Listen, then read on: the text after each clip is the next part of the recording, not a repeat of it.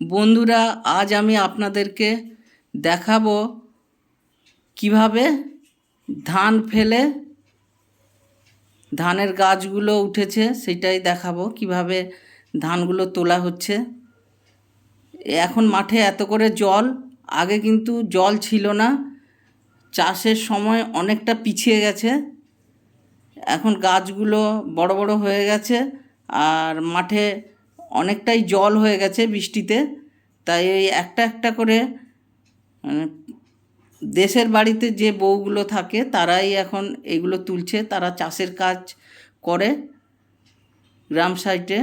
এই যে একটা একটা করে তুলে এই সুন্দর করে এগুলোকে বেঁধে বেঁধে রেখেছে, কারণ যেখানে রোপণ হবে সেখানে এগুলো নিয়ে যাবে।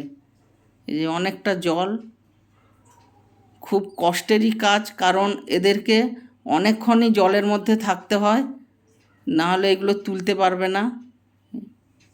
পুরো অনেকেই মিলে এই ধান গাছগুলো তুলছে যাতে রোপণের জন্য নিয়ে যেতে পারে।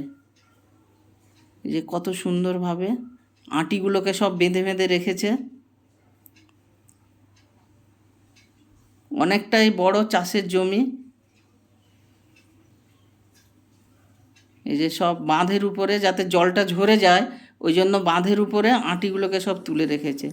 এই যে এটা চাষের জমি তৈরি হয়েছে, এই জল আছে, জল থাকলে ধান গাছগুলো উঠবে না।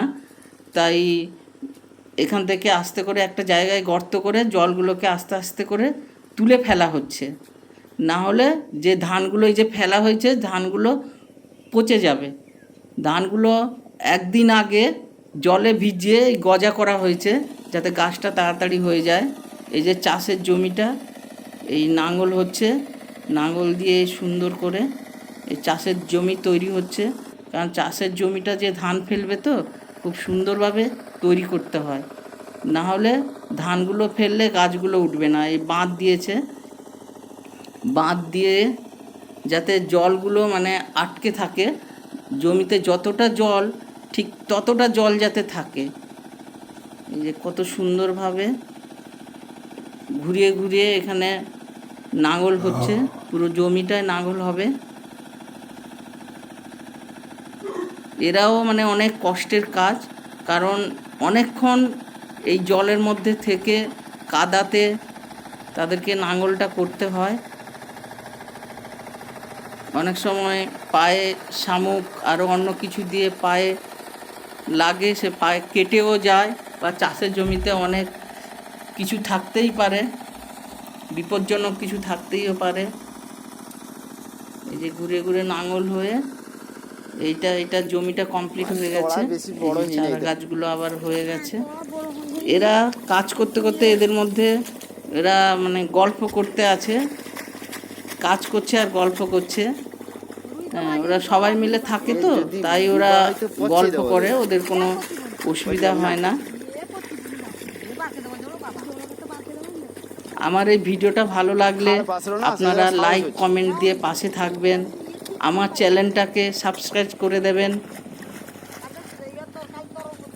আর ঘন্টাটাও আপনারা অন করে দেবেন যাতে আমার ভিডিওগুলো আপনার কাছে পৌঁছায়। এই যে এইভাবে এদের মধ্যে কথোপকথন হচ্ছে।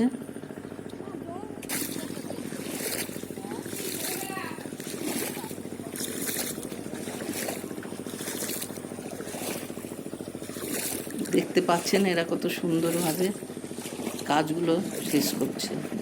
নমস্কার।